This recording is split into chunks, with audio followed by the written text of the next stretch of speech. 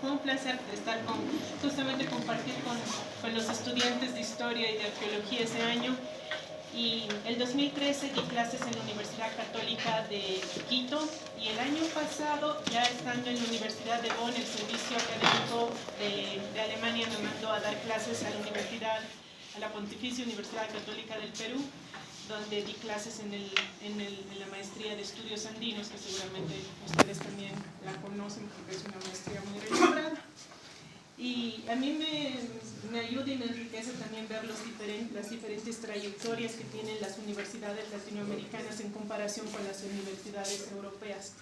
Por eso es que cada vez que puedo y tengo la posibilidad de dar una charla sobre las investigaciones, lo hago. Cuando ustedes piensan básicamente en los pueblos amazónicos, en la Amazonía siempre se imaginan un espacio verde y unas sociedades de cazadores-recolectores, ¿no? Y en la historia justamente vemos eso, ¿no? Por un lado se describe a los incas como ciudades, o que con ciudades... ¿Puedes escribir algo? No, ahí no pienso. ¿De acuerdo?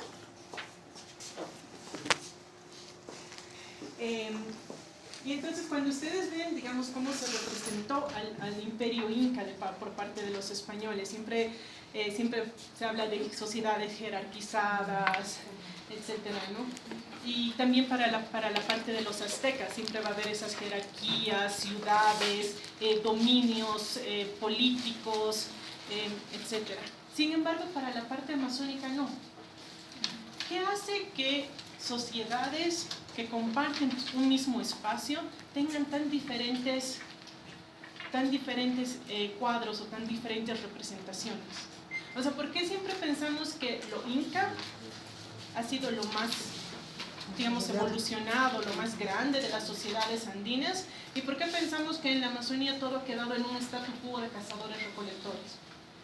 O sea, no hace tampoco sentido, ¿no? Porque estamos por ejemplo, Bolivia es un país que tiene justamente desde Andes, desde 6.000 metros hasta Amazonía, llanos de mojos, etc. Y esas sociedades no han vivido aisladas, ¿no? Hoy en día nosotros podemos ir por los caminos del Inca tranquilamente hasta el río Beni. Y uno cruza el río Beni y ya desde San Borja se da la vuelta y ve los macizos andinos. Entonces esa gente también conocía sus paisajes y también tenía curiosidad de conocer al otro. Y justamente cuando hice el catálogo de arte plumario me di cuenta que tal vez los arqueólogos no estábamos viendo la interconexión que tenían estas sociedades. Gracias. Que tenían esta interacción que tenían las sociedades, no lo podíamos ver en la cerámica o tal vez en los relatos de los cronistas, porque para los primeros españoles la Amazonía es algo que no conocen. O sea, la selva negra en Alemania es lo más parecido, pero ni se asoma, es como un bosque de pinos, claro, oscuro, negro, etcétera, pero es lo más parecido. En Europa no hay algo como la Amazonía. O sea, para los cronistas para los españoles llegar a atravesar la Amazonía, para ellos era algo a lo cual jamás se habían enfrentado, por la biodiversidad, por el calor, por las enfermedades, malaria, etcétera, todo lo que sí. Y eso hace que también, como ustedes saben, esto se ve bastante mal. Sí, ¿dónde está mal? Ahora, entonces, claro, las entradas hacia la Amazonía tardaron bastante en Bolivia, ¿no? O sea, los escritos que tenemos de las entradas, por ejemplo, a Mojos, que se conocía, que se sabe que se hablaba de Muxus, de Mujus, etc., pasaban un poquito más allá, no llegaban ni a Apolo y decían, ya hemos llegado a Mojos, cuando Apolo está aquí en el norte paseño, ¿no? Pero para ellos ya pensaban, ya hemos llegado a Mojos, ¿no? Por eso hay un pueblo que cerca de Apolo se llama Mojos también, pero no es los llanos de Mojos del otro lado. Y son escritos bastante interesantes, ¿no? Porque cuentan justamente cómo la gente se enfermaba, cómo les parecía toda una barrera verde tras pasar la Amazonía, cómo iban y cómo los españoles se desesperaban por conseguir los medios para llegar, porque pensaban que era lo que se habla del Gran Paitití, ¿no? Todas estas leyendas del Paitití. Hay una historiadora también rusa que hizo su doctorado ahora, ¿cuál es el nombre?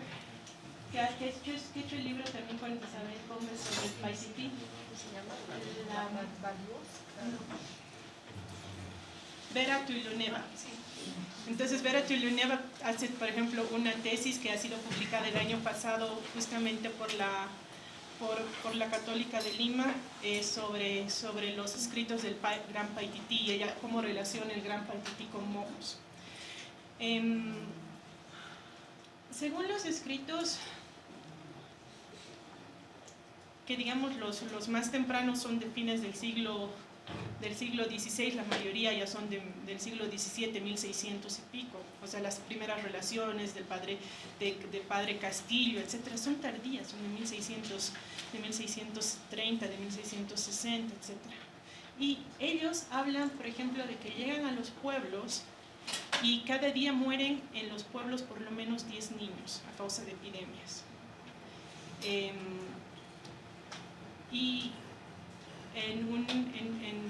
Incluso ya en la época tardía de la colonia, casi principios de la República, se habla de cómo los censos van bajando, pero de manera drástica. Se dice que en 50 años todo Mojos perdió como el 90% de la población. Entonces, eso hace que los arqueólogos también nos preguntemos, ¿y qué quedó de esa gente? O sea, si realmente era una región tan densamente poblada, ¿cómo lo podemos ver en la arqueología? ¿Y qué tipo de sociedades eran? Mojos es uno de los lugares con mayor diversidad cultural a nivel en Bolivia. O sea, tenemos nosotros 36 pueblos étnicos, de los cuales más de 20 están en el departamento del Beni. Y tienen también, Mojos tiene 50 idiomas. O sea, en el departamento del Beni se hablan 50 idiomas que corresponden a 8 diferentes grupos lingüísticos. O sea, grupos lingüísticos como lo arawak, lo tupí, etc. O sea, que ni siquiera tienen relación, que se hablan de migraciones diferentes, de expansiones.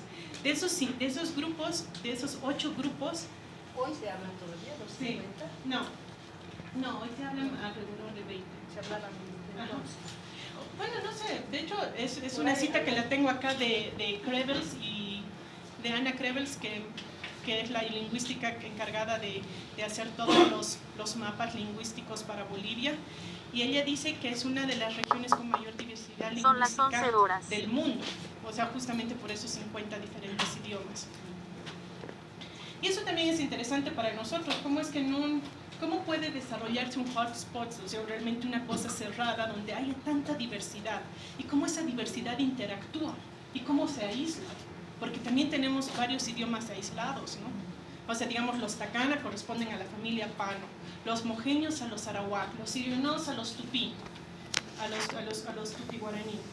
Pero tenemos también a los mubimas, a los yuracaré y a los chimanes. Y los chimanes son grupos aislados, ¿no? O sea, el chimán no lo puedes poner con otra lengua. Entonces, justamente eso es lo que la arqueología quiere ver. Los escritos, lamentablemente, no nos ayudan mucho de la historia porque son relatos muy tardíos, relatos cuando ya habían llegado las enfermedades, cuando las poblaciones ya habían sido diezmadas. Entonces, todas esas lindas crónicas que tenemos para los Andes faltan en la parte amazónica, porque cuando ya se empiezan a hacer las primeras relaciones de Mojos, ya eran sociedades fragmentadas, ya eran sociedades que estaban escapándose.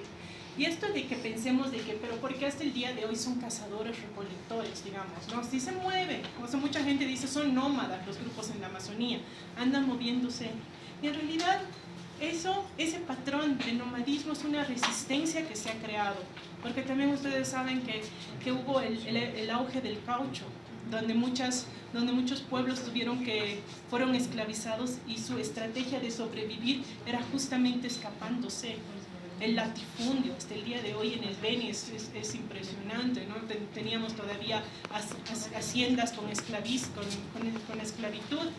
hasta hace pocas décadas en el departamento del Beni.